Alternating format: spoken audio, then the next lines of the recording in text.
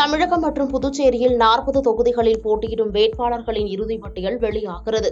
நாடு முழுவதும் நாடாளுமன்ற தேர்தல் அடுத்த மாதம் 19ஆம் தேதி முதல் ஜூன் மாதம் 1ஆம் தேதி வரை 7 கட்டங்களாக நடக்கவுள்ளது. இதில் தமிழகத்தில் உள்ள 39 தொகுதிகளுக்கும் புதுச்சேரி தொகுதிக்கும் முதற்கட்ட வாக்குப்பதிவு நாளான ஏப்ரல் 19ஆம் தேதியை தேர்தல் நடக்கிறது.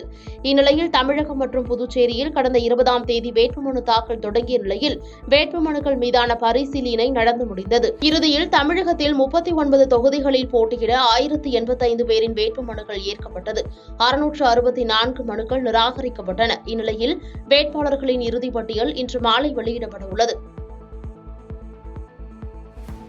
பாதகம் செய்பவரை கண்டால் நாம் பயங்கொள்ளலாகாது பாப்பா, மோதி மிதித்து விடு பாப்பா, அவர் முகத்தில் உமிழ்ந்து விடு பாப்பா.